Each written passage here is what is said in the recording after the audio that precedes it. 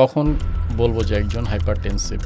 আমাদের দেশে মানুষের একটা ধারণা যে আমার ঘাড় মাথা ব্যথা করলেই মনে হয় আমার ব্লাড প্রেশার বেশি অথবা আসলো এখন সে তোমার বয়সে একটা পেশেন্ট আমার কাছে আসলো, আমি দেখলাম যে তার প্রেশার 150 আর নিচে 90। তুমি এমনও পেশেন্ট পাবা, দেখবা যে চেম্বারে আমরা পেশেন্ট দেখছি, পেশেন্টের উপরের ব্লাড প্রেশার 200, নিচেরটা 120। এটা আরও খারাপ। কিছু পেশেন্ট আছে মাঝে মাঝে ওষুধ খায়, মাঝে মাঝে ওষুধ খায় না। এদের বেলা যেটা হয় সাডেনলি প্রেশারটা সুইং করে অনেক বেড়ে যায়। হাইপারটেনশন নেই এরকম পরিবার খুঁজে পাওয়া খুব মুশকিল, আমার অন্তত তাই দেখা। মানে প্রতি ঘরে অ্যাটলিস্ট একজন হাইপারটেনশনের পেশেন্ট আমরা পাচ্ছি। এবং হাইপারটেনশন কিন্তু আজ শুধু বয়স্কদের মধ্যে সীমাবদ্ধ নেই, সব বয়সে মোটামুটি কম বেশি আমরা দেখতে পাচ্ছি। হাইপারটেনশন বলতে আসলে কি বুঝি? কখন বলবো যে একজন হাইপারটেনসিভ? আচ্ছা, আমি এটা একটু সহজ করে বলি। মানে আমরা বুঝি যে রক্তচাপ, উচ্চ রক্তচাপ, হাইপারটেনশন বাংলা হচ্ছে উচ্চ রক্তচাপ। সো ব্লাড প্রেশারটা যদি পারসিস্টেন্টলি এলিভেটেড থাকে, অর্থাৎ তোমার সব সময় বেশি থাকে, এমন তুমি একটা দুইটা সেটিং এ যখন আমরা ব্লাড প্রেশার বেশি পাই, পারসিস্টেন্ট কতদিন সেটা আমরা মেজারমেন্ট বলছি আমি।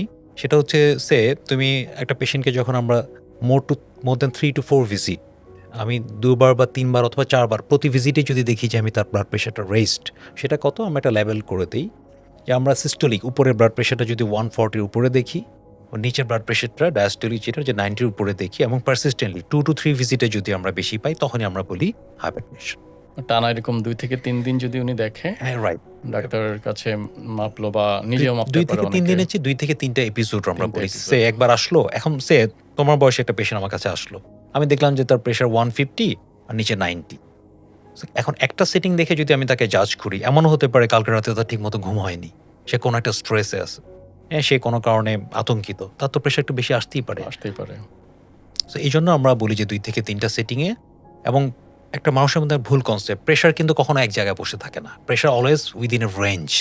সো আমরা সেক্ষেত্রে উপরের প্রেশারটা বলি হ্যাঁ 110 থেকে 140-এর মধ্যে থাকলে ওকে, নিচের প্রেশারটা বলি 60 to 80-85 পর্যন্ত থাকলে ওকে। অনেকে আছে যে প্রেশার 100, তার নিচে প্রেশার হয়তো থাকে হচ্ছে 90 ফর এক্সাম্পল, সেটা একটু 85-তে চলে এসেছে, সে ভয় পেয়ে যায়, বা 90 থেকে আবার 95। একদম উচিত না। আমি তুমি কথা বলছি, আমরা যদি 10 মিনিট হাঁটাহাঁটি করে আসি, তোমার দুজনেই ব্লাড প্রেশার দেখবে 10 করে বেড়ে যাবে, একটু পরে আবার রিল্যাক্স হওয়ার কিছু নেই। প্রেশার এক জায়গায় থাকবে না, বাট উইদিন রেঞ্জ থাকাটা জরুরি। বাট প্রেশার হয়েছে কি হয় নাই এই ডিসিশন নিজে না নিয়ে ডাক্তারের উপর ছেড়ে দেওয়া। হ্যাঁ, তোমার এই কথার আঙ্গিকে আমি একটা কথা বলতে চাই। আমাদের দেশে মানুষের একটা ধারণা যে আমার ঘাড় মাথা ব্যথা করলেই মনে হয় আমার ব্লাড প্রেশার বেশি অথবা কম। এটা সম্পূর্ণ ভুল ধারণা। এই ব্যথা না করা পর্যন্ত কেউ প্রেশার মাপতে চায় না, ডাক্তার কাছে যেতে চায় না। এখানেই সবচেয়ে বড় ভুলটা। সেটা হচ্ছে যে তোমার 100 জনের মধ্যে শুধুমাত্র শতকরা 20%, 20 জন পেশেন্টের সিমটম হতে পারে কি ঘাড় মাথা ব্যথা করা। তার মানে কি 80% পেশেন্টই অ্যাসিমটোম্যাটিক।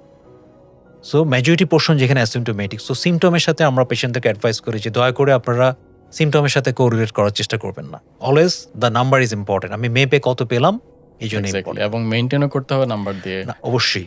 এমন রোগীরা কিন্তু এই কাজটা করে যে ওষুধ খাচ্ছে, ডক্টর আমি তো ওষুধ বন্ধ করে দিলাম, কেন আমার তো এখন আর মাথা ব্যথা নেই। কিন্তু এখানেই ভুল কনসেপ্টটা যে চিকিৎসা তো মাথা ব্যথার জন্য দেওয়া হয়নি, চিকিৎসা দেওয়া হয়েছে প্রেশার কন্ট্রোলের জন্য। সো তার সিমটম, এখন তুমি এমনও পেশেন্ট পাবা, দেখবা যে চেম্বারে আমরা পেশেন্ট দেখছি, পেশেন্টের উপরের ব্লাড প্রেশার 200, নিচেরটা 120, but the patient literally has no symptom, তার কোনো মাথা ব্যথা ঘাড় ব্যথা নেই। তাহলে সিমটম নেই তার মানে কি ওষুধ খাবে না? হ্যাঁ, সেটাই তো ব্যাপার। ওষুধ খেতে হবে, অবশ্যই চিকিৎসা নিতে হবে, ওষুধ খেতে হবে। হাইপারটেনশনের ট্রিটমেন্টের পারপাসটা কি আসলে? পেশেন্ট কেন ওষুধ খাবে?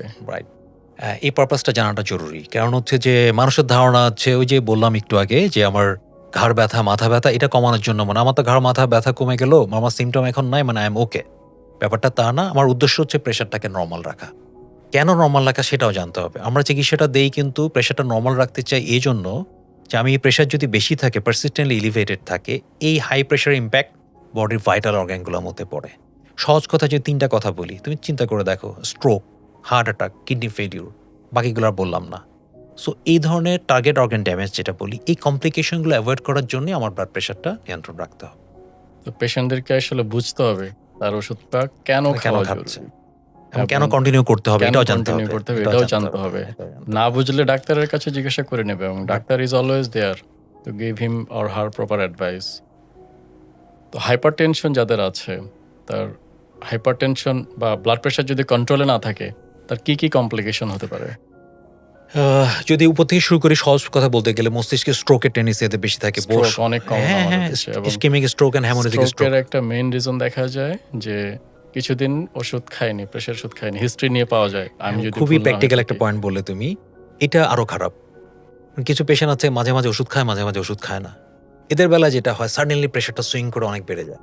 এবং তখন একটা স্ট্রোকের তখন মতো বিশেষ একটা করে হ্যামোরেজিক স্ট্রোকের টেন্ডেন্সিটা অনেক বেশি থাকে। এইজন্য প্রেশারটাকে পারসিস্টেন্টলি একটা কন্ট্রোলে রাখার চেষ্টা করতে হবে। এটা অনেক ইম্পর্টেন্ট যে আমরা দেখেছি স্ট্রোক হয়ে যাচ্ছে, কেন হচ্ছে ওইটা কিন্তু আর চিন্তা তুমি করে প্রায় দেখছো না। শুনবে যে অমুক খুব সুস্থ মানুষ ছিল, হঠাৎ করে মাথা ঘুরে পড়ে মারা গেল। ২ নম্বর কমপ্লিকেশনে যদি তুমি আসতে চাও, আমরা যেটা বলি হার্ট অ্যাটাক বা হার্টের রোগগুলা। এরপর আরেকটা গ্রেভ কনসিকুয়েন্স আমরা যেটা দেখি যে কিডনি ফেইলিউর বা ক্রনিক কিডনি ডিজিজ, এটা কিন্তু খুবই কমন, অনেক বাড়ছে। তুমি যদি এটা কারণ খুঁজতে যাও, মেজরিটি পোর্শনস আর হাইপারটেনসিভ পেশেন্ট। সো তুমি যদি এই ৩টাকেই চিন্তা করো, বাকিগুলো বাদ দাও। এই ৩টাকেই এবং হ্যাঁ, stroke, heart disease and kidney failure, এই ৩টাকেই যদি তুমি হাইলাইট করো, এটাই তো যথেষ্ট মানে একটা মানুষের জীবনকে দুর্বিষহ করে তোলার জন্য।